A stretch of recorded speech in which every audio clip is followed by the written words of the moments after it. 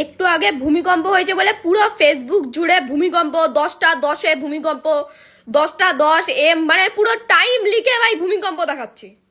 আর বলতে পারে লোকজন ওটা ভূমিকম্প হয়েছে, ওপর দিয়ে শোনা পড়েনি, মানে একটু জোরে হলে মরে পড়ে থাকবে সবাই। মানে এত কিসের ফুর্তি ভাই এদের? ভূমিকম্প নিয়ে মাতামাতি। এতদিন কাঞ্চনের বিয়ে নিয়ে মাতামাতি করেছে মানলাম, ভূমিকম্প নিয়ে এত মাতামাতি। মানে এমন ভাবে টাইম মেনশন করছে 10টা 10 এম 10টা 10 সকাল 10টা 10 এম এমন ভাবে মেনশন করছে মানে ওর বিয়ের লগ্ন মনে হয় কি না কি একটা ভালো জিনিস ঘটেছে। মানে আগে মানে এরা কোনোদিনও আগে ভূমিকম্প বা আর্থকুয়েক ব্যাপারে শোনেনি, এরা আগে মানে শুনতে বুঝতে পারে না, প্রথমবার দেখেছে, প্রথমবার মানে মজার একটা জিনিস দেখেছি ওই জন্য লোককে জানাতে হবে প্রথমবার শোনা পেয়েছি।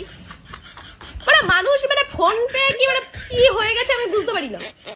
আর আমার তো কাজ সারাদিন শুয়ে থাকা, আমি শুয়েছিলাম মানে খাটফাট নচ্ছে, আমি আমার মাথায় নেই যে ভূমিকম্প ফম্প তো হতে পারে। আমি আরো ভাবছি যে সালা আত্মা ফাত্তা ঢুকলো নাকি, মানে আমার মাথায় আত্মা ফাত্তার ব্যাপারেই ঘোরে, আমি ভূমিকম্প যে হতে পারে মাথাতেই আমার আসেনি। তারপর ফেসবুক খুলে দেখি ও বাবা এই তো দেখি ভূমিকম্প হয়েছে। আমি ভেবেছি আত্মা ঢুকেছে, মানে কেউ কি মরেছে, কারোর আত্মা কি আমার ভর করেছে।